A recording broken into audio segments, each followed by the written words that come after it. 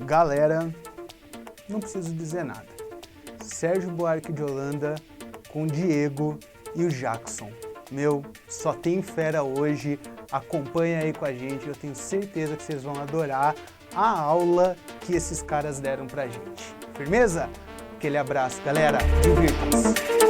E aí, pessoal, tudo em ordem? Muito bem-vindos a mais um episódio aqui da série Olhares sobre o Brasil. E hoje, olha, vou falar para vocês, eu tô com medo que a minha internet caia aqui, porque os convidados hoje são convidados de peso, hein? Tô trazendo aqui um pessoal, peso pesado mesmo da história, para a gente conversar um pouquinho sobre o Sérgio Buarque de Holanda, né? Que eu acredito que a maior parte das pessoas conheçam por ser pai do Chico Buarque, né? Etc. Essa cultura pop, enfim. Mas hoje a gente vai falar de um dos autores mais importantes, tanto para a historiografia quanto para o pensamento social brasileiro, né? E tenho os dois convidados aqui hoje que gostaria de apresentar para vocês. Por favor, Diegão, ex-Iaco, né? Em algum tempo atrás era Iaco, agora é Diego.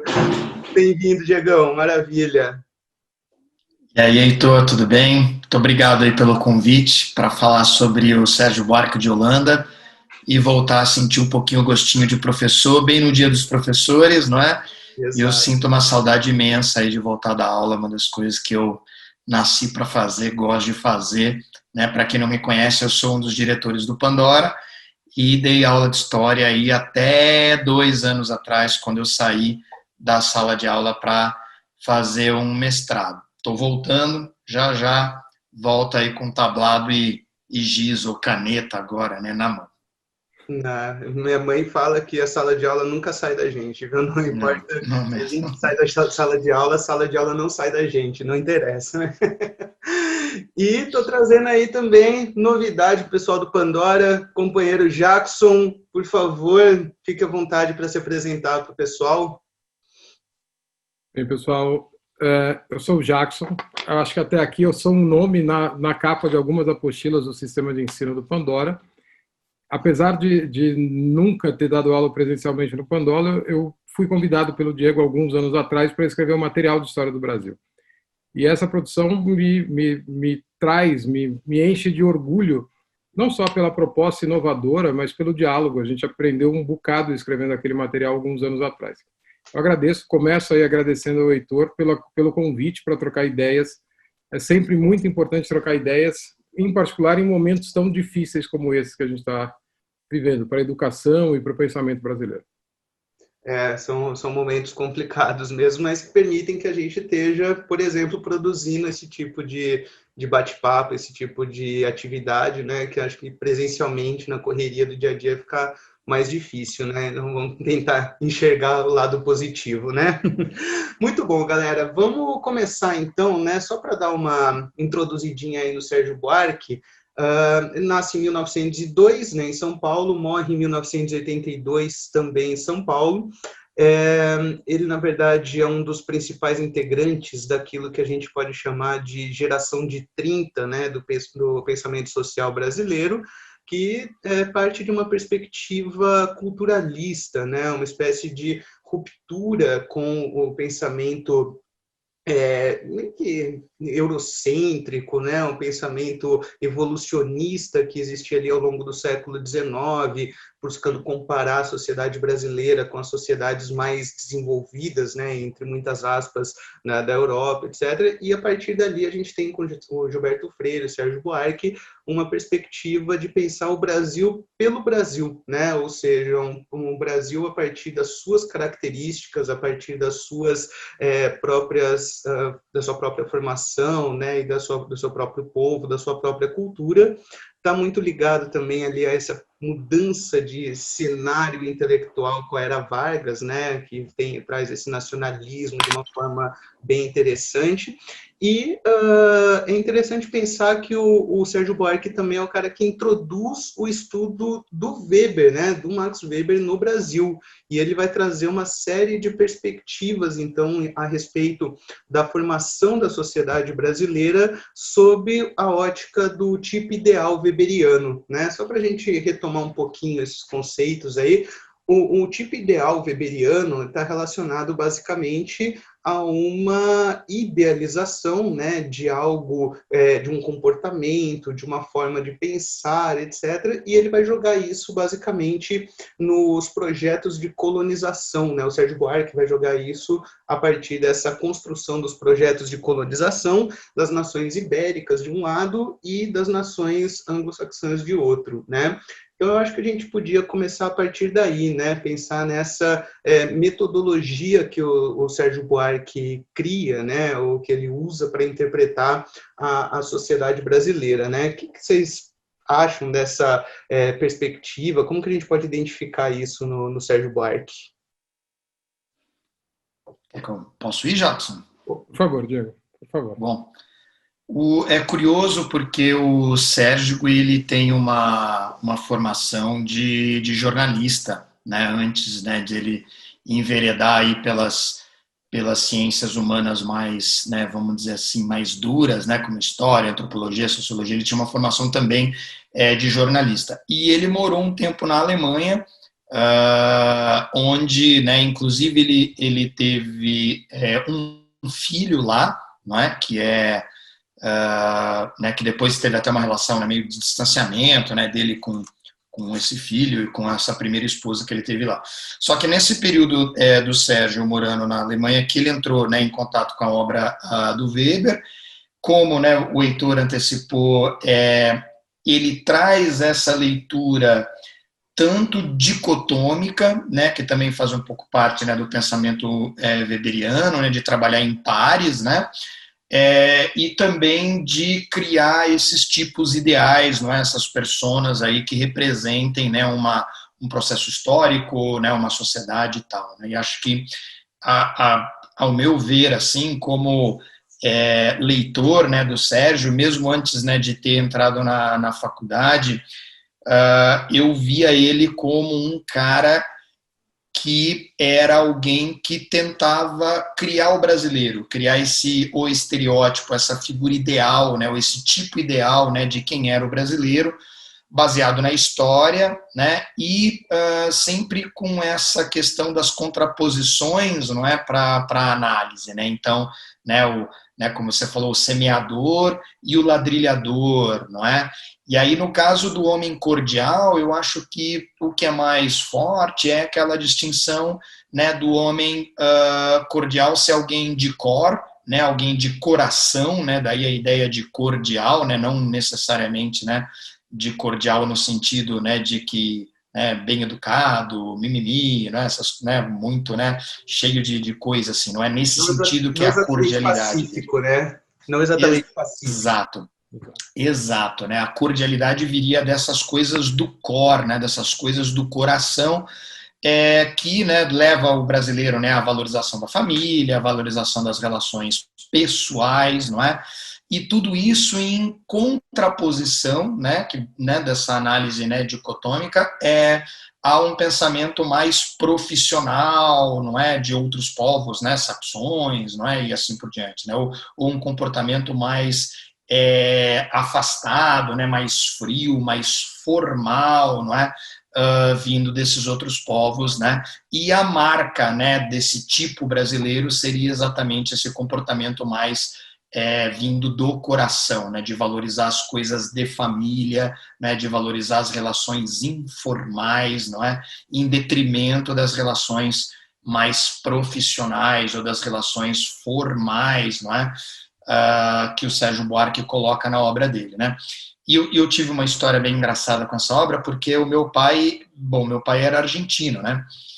E eu lembro que assim que eu entrei na faculdade, a gente começou a estudar, né, em teoria de história, né, e entrou, né, na parte de teoria de história a respeito do Brasil, a gente analisou, né, toda a obra do Sérgio Buarque e eu dei esse livro para o meu pai, né? Porque meu pai, como argentino, ele reclamava de um monte de coisa, né, no Brasil, né? E falava, pô, né, mas os brasileiros, né, não se chamam, né, pelo sobrenome, né? Que absurdo, né? E meu pai tinha uma agenda no celular ou mesmo no papel que era toda organizada por sobrenomes, né? E eu falava, pai, não, né?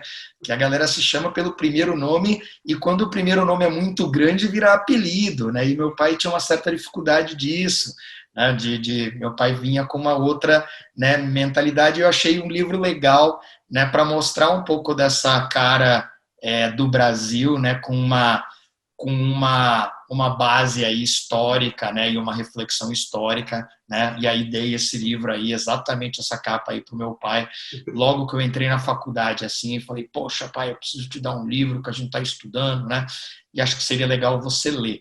Né, e o meu pai, em contraposição, né, tinha ele na minha cabeça também como um tipo ideal argentino, né, que, né, em contraposição, né, tem muita coisa bem diferente aí da cultura né, que a gente vê no dia a dia brasileira e que o Sérgio Buarque fala francamente, abertamente na obra dele, né, que acho que é um dos motivos dela ser tão difundida, né, uma escrita fácil, né, uma escrita muito ao mesmo tempo, né, erudita, mas, né, que fala num nível bastante acessível assim para todo mundo. Exato. E quando a gente fala dessa dicotomia, eu vejo muito a ética protestante e o espírito do capitalismo, do Weber, né? Quando ele coloca exatamente nessa religiosidade a ética do trabalho, do asceticismo, né? E aí o Sérgio Buarque depois ele fala de trabalhadores e aventureiros, né? Nessa concepção de riqueza, dessas relações, é interessantíssimo, né? Ô, Jackson, você quer complementar algo sobre essa metodologia, sobre essa tipologia do Weber? Eu penso, Heitor, eu concordo, eu acho que a fala do Diego ela é bastante rica. E eu queria, na verdade, só acrescentar um ponto que talvez para quem está nos ouvindo e vai fazer a primeira leitura, vai ter aí o primeiro contato com essa obra, talvez contribua. Eu sempre que estudo o Sérgio Buarque de Holanda, eu faço um percurso que particularmente me tranquiliza e, ao mesmo tempo, me angustia, que é uma ideia cíclica. O Sérgio Buarque de Holanda viveu os anos 20. Antes de se tornar um historiador profissional, ele deu aula aqui na USP, foi um dos membros fundadores aqui da universidade. Ele foi um literato, um crítico literário nos anos 20. Fez parte do movimento modernista, né? E essa experiência, inclusive, na Alemanha, eu entendo como o momento em que a cobra muda de pele. Eu não sei se vocês sabem, antes de virar livro, o Raiz do Brasil foi um artigo que ele escreveu chamado Cobra Coral, que lhe rendeu um prêmio, e o prêmio, para quem, enfim, é historiador, é bolsa, né? E foi com essa bolsa que ele foi para a Alemanha, onde ele teve o Filho Alemão, que é o nome do livro, O Meu Irmão Alemão, que o Chico escreveu, né? É verdade, o Chico escreveu um livro, é verdade. E aí, cara, o que eu acho bem legal é que entre o texto original e a publicação da primeira edição desse livro, nós temos um intervalo de 8 anos. A primeira edição do texto é de 28 e a primeira edição do Raiz do Brasil é de 36. E esse é o momento em que os brasileiros estão sonhando, os intelectuais estão se dedicando a construir um país.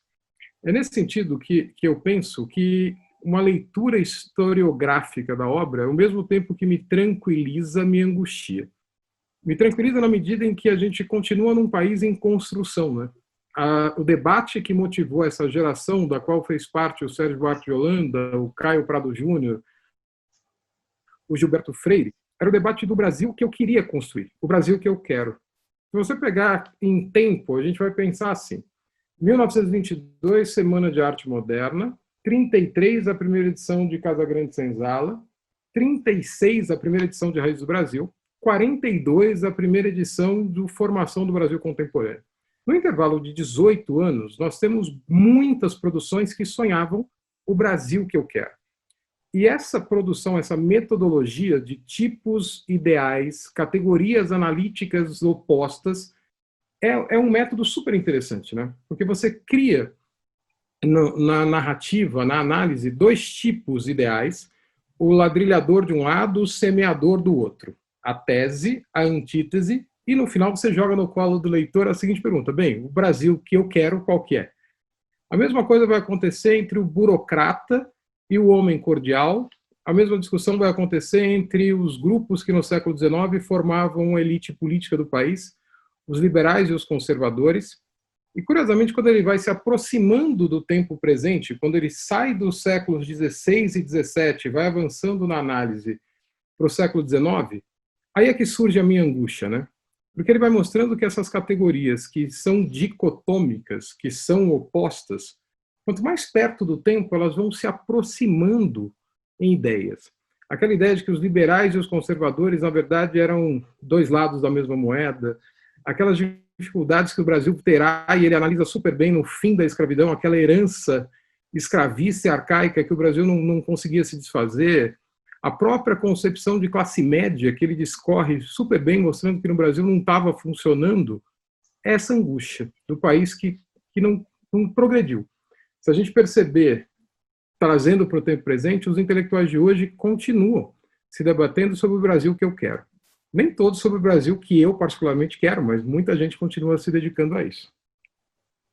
Eu não sei para vocês, mas para mim, assim, a leitura do Sérgio Buarque ela é muito angustiante, porque ele coloca uma série de características e dados ali na construção do Brasil que ele vê, né, não sei se vocês têm a mesma leitura que eu, mas eu vejo de uma forma muito crítica, né, com relação à construção da coisa pública, etc., e eu, particularmente, não consigo enxergar uma superação disso, sabe? Tipo, porque há tanto tempo parece que as coisas vêm batendo na mesma tecla e vêm se repetindo, né? Principalmente nessa construção do homem cordial, né? Como você colocou, que é justamente esse personalismo, né? Depois o Roberto da Mata, né? O antropólogo também vai falar do você sabe com quem você está falando, né? O lance do uniforme, do status, da proximidade pessoal. E é engraçado... Tão atual, né? Tão atual. Exato, né? Tipo, recentemente tivemos o caso do cidadão não, engenheiro formado. Exato, é exatamente isso, né? E como isso demonstra um caráter personalista, né, dentro da cultura política, né? E aí que eu queria jogar a bola para vocês aí, até talvez um pouquinho na fogueira, mas de que forma que a gente pode pensar a cultura política, né? A maneira como nós pensamos política no Brasil com relação a essa característica do homem cordial que o Sérgio Buarque coloca para a gente. O que vocês acham disso? Eu acho, como a gente já deu risada aqui, né? De fato, é uma obra, como o Jackson também antecipou, que incomoda, né? Porque é uma obra aí que já tem, né, seus 80 e tralalá anos, né? E ela tem esse caráter de colocar a gente sobre um espelho, e um espelho no qual o que a gente vê, né, no começo parece, né, algo, né, de uma identidade com a qual a gente se identifica, e ao mesmo tempo a gente chora, né, e a gente se amargura, né, de ver esse reflexo nosso no espelho, né. Como o Jackson bem falou, conforme, né, o tempo vai se aproximando, né, muito legal essa leitura do Jackson, essas antíteses, elas vão acabando, né, se tornando o brasileiro do período mesmo, né, e vamos lembrar que quando, né, o Sérgio escreve, né, isso, a gente, né, tá aí num período de ascensão do Vargas, né, num período de bastante quase que, né, de inexistência mesmo, né, de um processo democrático sólido, né, no Brasil, a criação, né, de um regime personalista, né, baseado, né, na figura do Vargas, né, e sem um suporte partidário muito claro, sem uma ideologia também, né, muito específica, não é? Havia toda uma questão, né, de esse homem cordial, né, que valoriza essas relações personalistas, não é, de cunho familiar. A crítica que eu vejo na obra, né, do Sérgio ok, e isso dentro de uma democracia, como fica? Né? Como fica, né, um povo que valoriza essas relações e confunde, né, as fronteiras entre Estado e família, não é, entre o burocrata, né, e o negócio próprio, né, entre a figura política, né, e a figura paterna, né, o pai dos pobres, né, a toda a crítica que ele está, acho que, não sei se veladamente, porque tinha muita gente que acho que lia isso e entendia o que ele estava falando, né? Mas ele está fazendo uma crítica ao próprio povo brasileiro e essa ascensão, né, do Vargas num regime, né, que tinha uma democracia, né, praticamente inexistente, e ele deixa essa, acho que, grande pergunta, né? Como fica, né, um povo assim, né, dentro de um regime democrático, né? Ou qual é o futuro político, né, de um povo que valoriza essas relações, não é? E essas relações de, né, não ver muito bem clara essa fronteira entre, né, o que é público e o que é privado, né, entre dinheiro que é de todos e dinheiro que é meu, né, e o dinheiro de todos é um dinheiro que não é meu, porque ele é de todos, ele é público e deveria ser administrado, né, com uma alma pública. E o que a gente vê no Brasil, né, apesar de todos os ventos aí, a gente, né, abrir o jornal é algo que né, o vento não leva, né, essa volta, né, constante dessa mesma discussão, né, de regimes paternalistas, de figuras, né, políticas né, que ameaçam a democracia, né, de confusão entre patrimônio público e patrimônio privado, e mesmo de uma falta de leitura, né, da população brasileira, do cuidado para o público, né, e de eleger pessoas, né, que de fato se preocupem com a causa pública. Acho que é uma questão aí que incomoda na leitura política do Homem Cordial, né, pelo menos a mim é a leitura que eu vejo, esse espelho que mostra para a gente uma visão bastante borrada, né, e bastante crítica, né, do que aquilo que a gente gostaria de ver no espelho, ou pelo menos o que eu, Diego, né, gostaria de ver no espelho enquanto cidadão, né, democrata e assim por diante. Parece que não existe efetivamente um espírito republicano, né, enraizado na cultura política brasileira. Só para citar um exemplo, né, quando a gente fala desse personalismo, uma coisa que eu sempre uso em aula, inclusive, é que no Maranhão existe uma cidade chamada Presidente Sarney.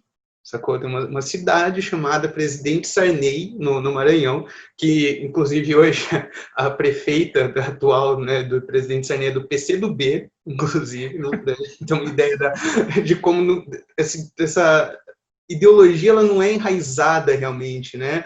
Então, assim, isso é proibido, né, pela Constituição. Você não pode homenagear coisas públicas, né, enfim, cidades, pontes, viadutos, etc., com o nome de pessoas vivas, né? E o Sarney, até onde eu sei, pelo menos está vivo, né? Pelo menos, enfim, não saiu o atestado de óbito dele, mas tem uma cidade nomeada por ele, sacou? Em sua própria homenagem, né? É isso, né? Esse personalismo. É proibido por lei isso? Mas não tem problema, né? É o Sarney, então fala, né? Então pode ir, né? E aí, Jackson? Interessante isso, né? Olha, Heitor, você está falando do nome de uma cidade, e eu estou agora me lembrando que recentemente, em uma matéria do jornal aqui em São Paulo, deu conta de que quase 60% do tempo e do dinheiro público na Câmara Municipal são investidos em sessões que discutem exatamente o nome das ruas, das avenidas. A gente chama de guerra das placas, né? E talvez aí o ponto em que eu enxergo no Sérgio Buarque de Holanda mais um alerta do que só um desespero. Aquele momento o Brasil estava decidindo o que seria. 36 ainda é o momento em que o Brasil está vivendo a curta experiência democrática da era Vargas, né? E o que eu admiro no Sérgio Buarque como historiador é a coragem de não mexer. O Sérgio Buarque escreveu em 36, se a gente for para a ponta do lápis, é uma obra de um historiador muito jovem, né? Ele tinha 34 anos, não estava nem perto do auge da carreira. Em 47, ele teve a chance de reescrever a obra. E em 47 ele já tinha, por exemplo, a possibilidade de olhar para trás e falar assim, bem, nesses últimos 11 anos tivemos uma ditadura e não deu certo. Mas ele não mexeu. Ele separou um capítulo ou outro, ele fez uma ou outra revisão de nota, mas ele manteve.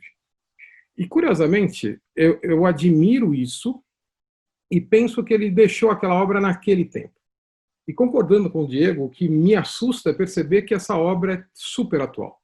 Seja para a geração que estudou na faculdade nos anos 90, final dos anos 90, começo dos anos 2000, como eu e o Diego, seja para alguém que está ingressando na graduação de humanidades agora, a discussão continua atual. E aí eu não sei se é uma leitura dele ou se é a influência dele que me faz pensar assim. A cultura política de uma sociedade, ela depende da sociedade. Se a gente partir de 36, em que a sociedade brasileira estava saindo de uma geração recém-egressa do cativeiro, vamos lembrar que esses homens que tinham 60 anos e estavam administrando o Brasil nos anos 30, eles se criaram numa sociedade que ainda tinha escravos. Eles se criaram num Brasil que era rural e estava começando a se urbanizar.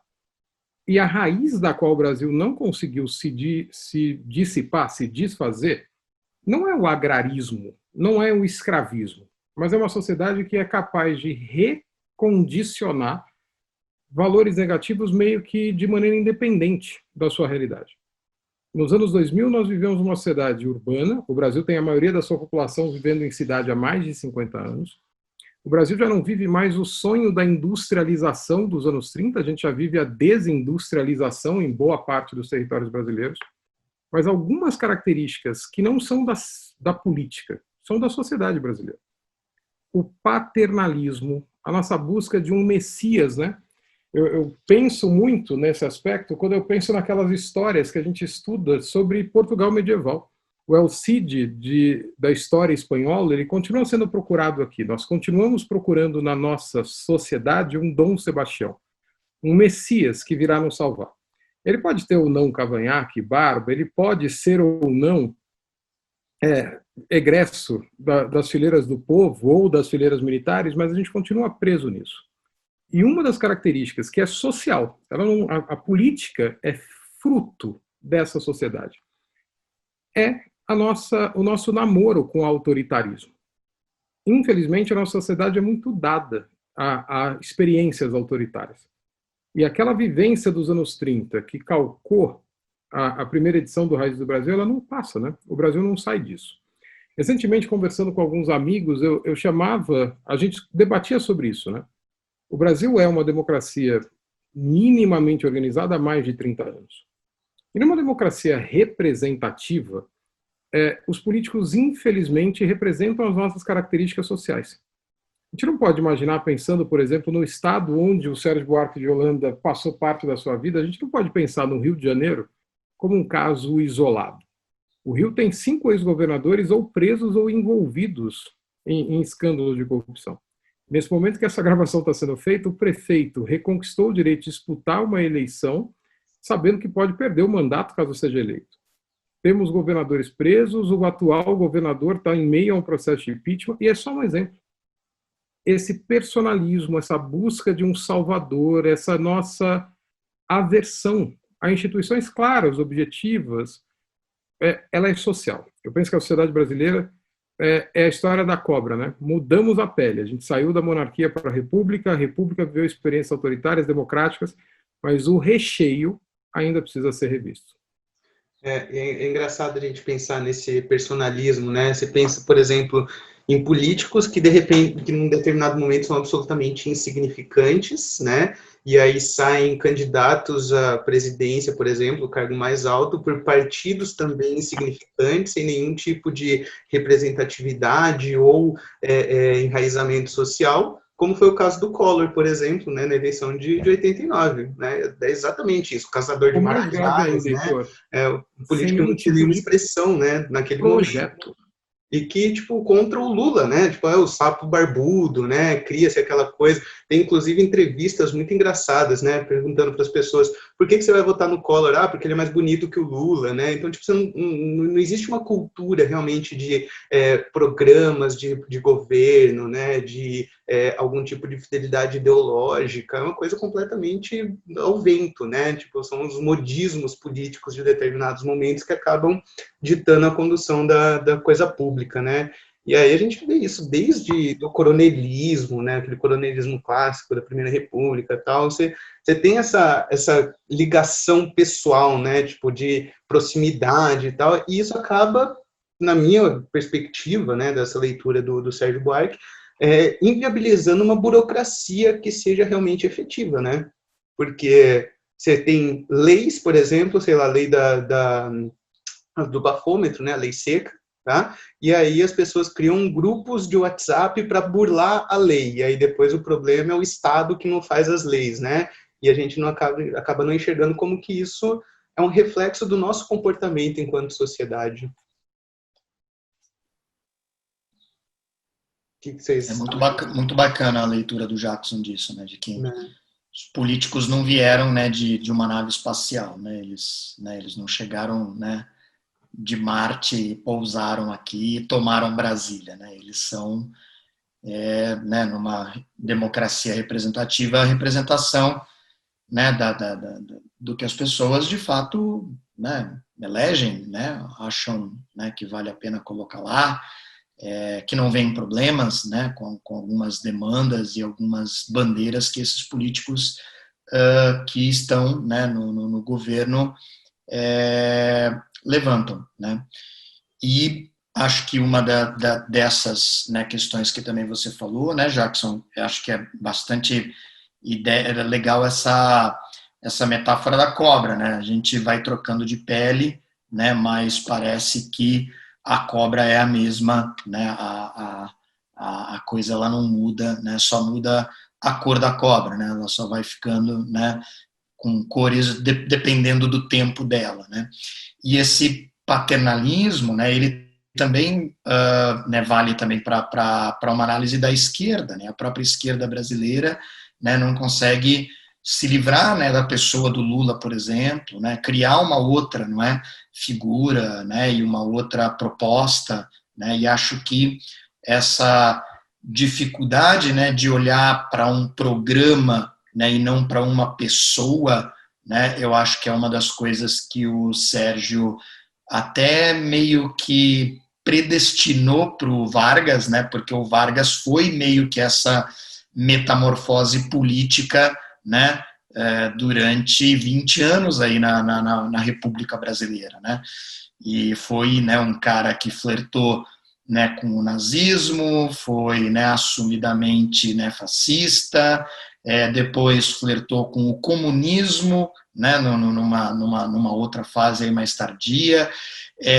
né, que surfou a onda do tenentismo, né, mas também fazia parte, né, da República Oligárquica, né, da República dos Cafeicultores, era, né, deputado, ou seja, né, era alguém que de fato não tinha uma proposta clara, né, e um projeto político identificado com uma ideologia só, né. Havia é difícil, né, encontrar essa figura única, né, no Vargas, e eu acho que um pouco do mérito do Sérgio Buarque foi mostrar que o Vargas era o reflexo do próprio brasileiro, né, de mostrar, ó, tá vendo, né, não é à toa, né, que o cara, né, anda por aí, né, e acho que ele meio que preconiza isso, né, antecipa, ó, e vai andar bastante tempo, né, levando em consideração né, esse tipo ideal brasileiro, né, essa imagem, né, do brasileiro que não vê essas coisas, né, e quando a gente olha, né, para outros países, né, que tem essa consolidação, né, de um público mais presente, né, eu digo a esfera pública, né, mais organizada, algumas coisas soam, né, como né, uma ofensa, né, como um problema, né, você, por exemplo, batizar a cidade com alguém vivo, né, você né, maltratar, né, um bem público ou querer tomar posse de um bem público, né, e coisas que a gente vê no Brasil debaixo do nosso nariz, né, de como as pessoas tratam, por exemplo, né, não vou nem falar, né, da Amazônia e do Pantanal, né? Vamos falar do parque que está ali na esquina, entendeu? Vamos falar, né, da pracinha do bairro, né? Vamos falar da calçada, né, na própria, né, às vezes à frente da casa da pessoa, né, que existe uma certa dificuldade de entender que aquilo é um patrimônio, né, de todos e que deve ser preservado para o bem de todos, né? E usufruto de todos também, né? Então eu tenho a impressão de que o Sérgio Buarque meio que preconizou aquela ideia que a gente carrega, né, ainda muito presente no Brasil dos anos 30 até hoje, de que as coisas públicas são as coisas que não são minhas, né? Não é meu, é público, né? E essa onda, né, e essa a força, né, que a gente tem da ideia, né, de resolver tudo de maneira privada, então, né? Então, se não tem uma segurança pública, eu faço a minha segurança, né? Vou, né, botar um cadeado, vou botar uma câmera, vou contratar uma empresa, né, vou arrumar um guarda-costas, né, sei lá, eu vou botar arame farpado no meu muro, né? E se não tem uma educação pública, eu vou fazer a minha educação, né? Então eu pago pela minha educação, não é? Não tem saúde, eu pago pela minha saúde. E esse descrédito da coisa pública, às vezes, né, às vezes não, quase sempre se traduz num descrédito do próprio Estado, né? Então aí o brasileiro também já não vê muito função, pô, mas então por que eu vou pagar imposto, né? Para que né, o Estado, né, quer ficar, né? Porque existe essa descrença, né, e essa visão, acho que um pouco míope, né, de como se construir, né, essa coisa pública de uma maneira, né, saudável, e que as pessoas entendam que não é de graça, né? Escola pública não é de graça, ela é paga com dinheiro de impostos, né? A segurança pública é paga com dinheiro de impostos, a saúde pública é paga com dinheiro de impostos, né? Só que às vezes a gente não enxerga isso, né? E procura saídas pela tangente, né? Então, ao invés da gente lutar por um público melhor administrado e melhor organizado, né, é bem um pouco, né, da cara que a gente vê como se resolve algumas coisas no Brasil. Então eu vou resolver do meu jeito, né, do meu jeito aqui. Eu boto uma grade aqui, né, e boto, ou eu compro a minha arma, né, ou eu, né, vou né, pagar pela minha própria saúde, um plano privado, né, e isso me isenta, né, ou me isentaria, né, de lutar por uma, né, visão mais colaborativa e mais, acho que, democrática do que são as coisas públicas, né?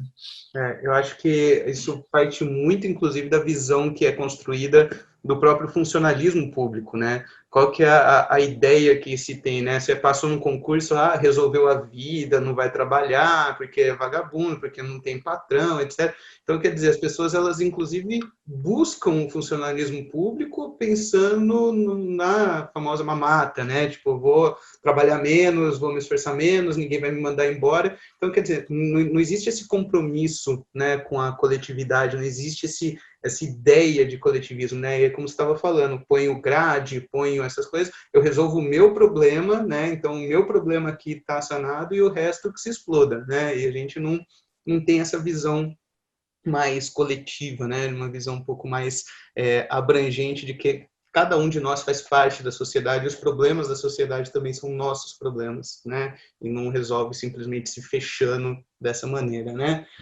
Legal mesmo. Acho que é meio que uma ideia de casta, né? Isso a gente pode fazer uma comparação com os funcionários públicos, né? Tipo, as pessoas, o corporativismo, né? De determinadas classes, né? Que, enfim, se fecham e fica difícil de você, por exemplo, pensar, sei lá, em senadores e deputados pensando em formas de diminuir suas próprias regalias em prol de um orçamento público, por exemplo, né? Então, eu acho que é interessante a gente pensar as origens dessa mentalidade, realmente, né? De onde vem essa perspectiva.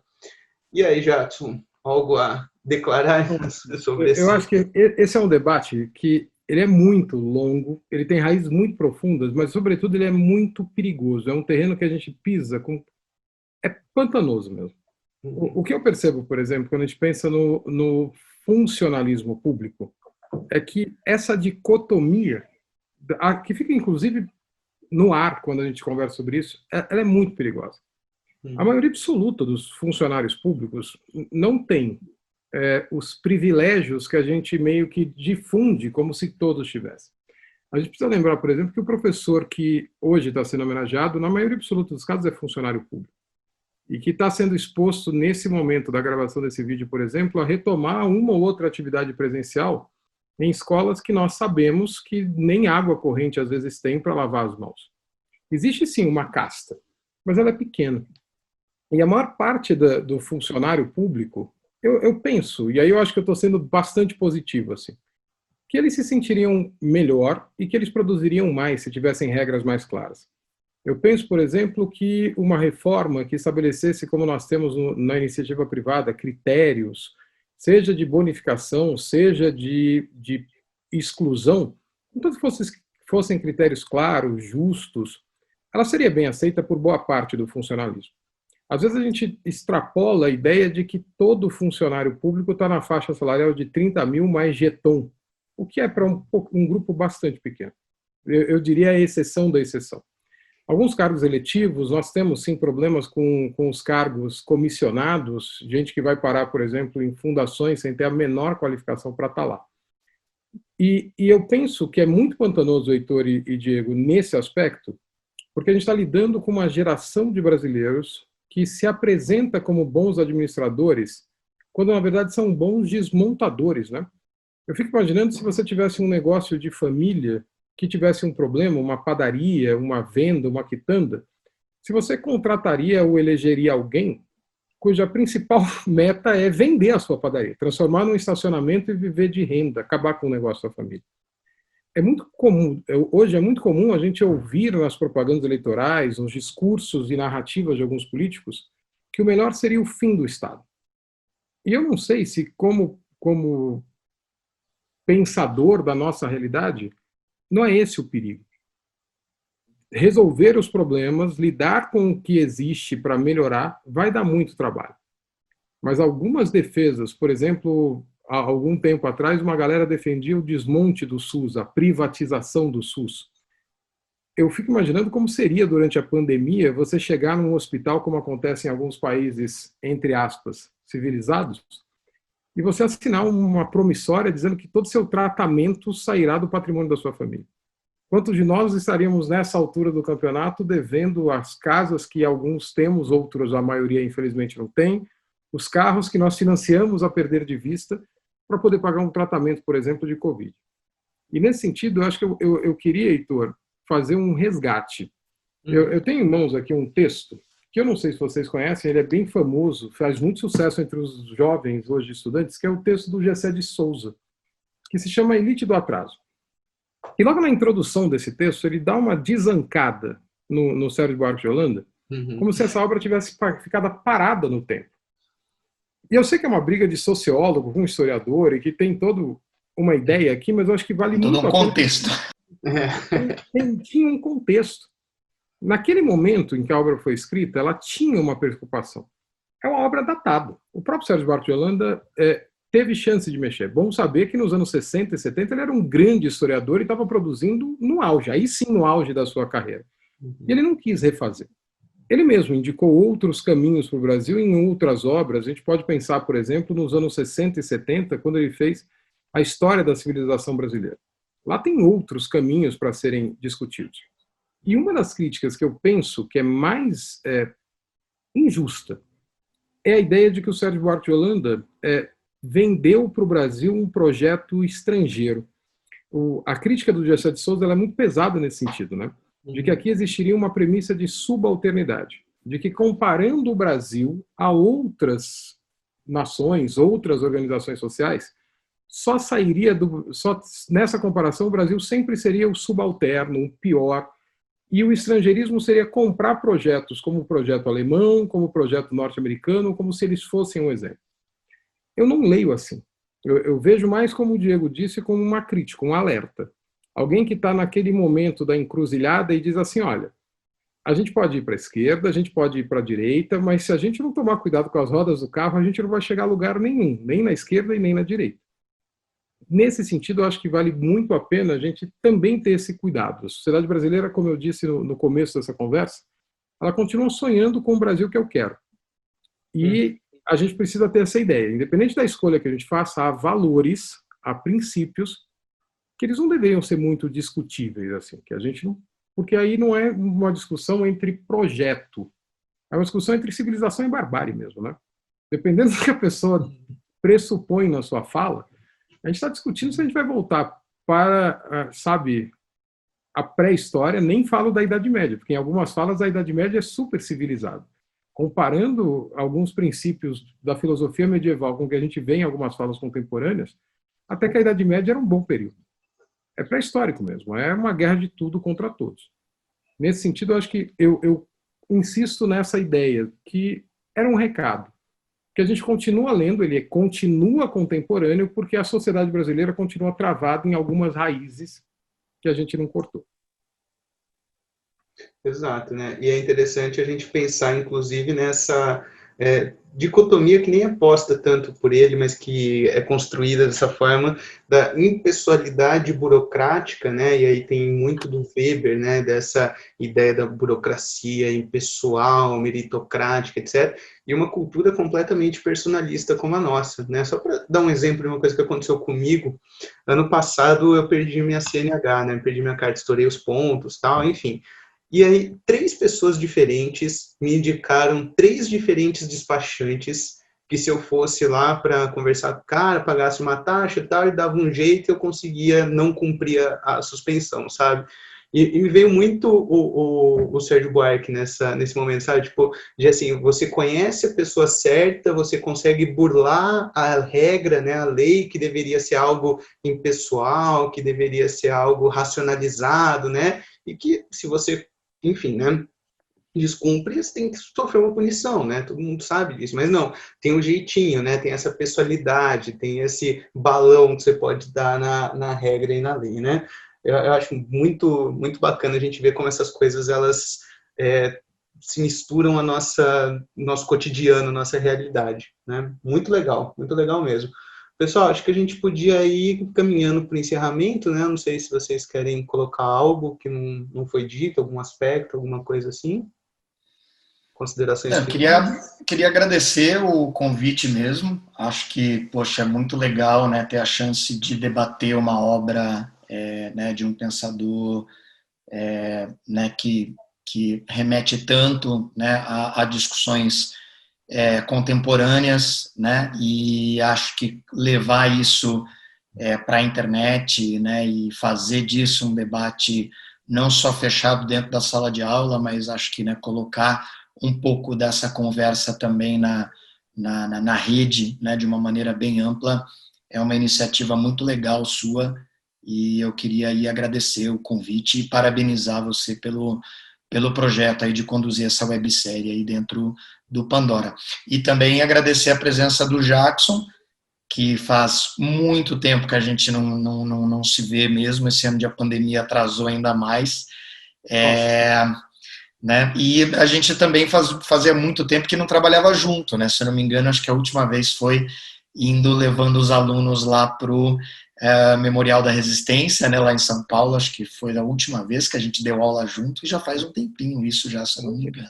Bom, eu termino minha participação, Heitor, agradecendo. Acho que ter um contato com o Pandora, ainda que seja um contato virtual, no meio de uma pandemia, é sempre um prazer. As minhas referências dessa equipe são ótimas, a gente tem aí bons frutos, e fico não só agradecido, mas particularmente eu fico esperançoso, no sentido de ter esperança mesmo, de acreditar que a gente está contribuindo para uma geração diferente.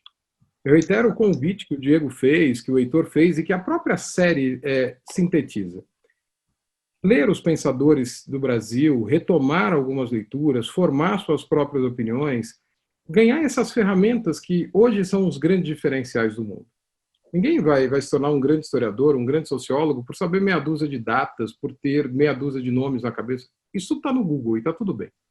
Hoje a gente precisa de uma pessoa que consiga ter referências claras, bem organizadas, e que, diante de problemas novos que surgem em série toda hora, consiga se organizar para debatê-los. Então, eu parabenizo a Pandora, parabenizo aí o Heitor, e agradeço muito o convite, estou aí à disposição, adorei a experiência. Espero que todo mundo que nos assistir curta, leia, discuta, traga para o Heitor e para a equipe que está montando essa tarefa as dúvidas, para quem sabe daqui a pouco tempo essa série ter vários autores e vários professores discutindo esses pensadores. Parabéns aí pelo trabalho. Oh, maravilha. E só complementando, né, Jackson, a ideia é formar o senso crítico mesmo, né? Estimular o senso crítico. Tem que conhecer, né? Para pensar, para criticar, enfim. A gente precisa sempre fomentar esse questionamento, né? Essa dúvida realmente. Bom, eu agradeço muito, de verdade, a participação de vocês, sensacional, tenho que dizer que eu aprendi muito aqui hoje nessa discussão, e é isso aí, né, pessoal? Vamos que vamos, até a próxima aí, lidando com essa realidade aí, né, que se impõe para nós. Firmeza, pessoal? Brigadão, hein? Aquele abraço, Valeu. até a próxima. Valeu! Olha, que aula foi essa, hein? Fala sério, arrebentaram. Eu sei que vocês gostaram, então fica com a gente aí que semana que vem tem um videozinho sobre Berta Lutz com uma surpresa internacional para vocês. Fica com a gente, galera!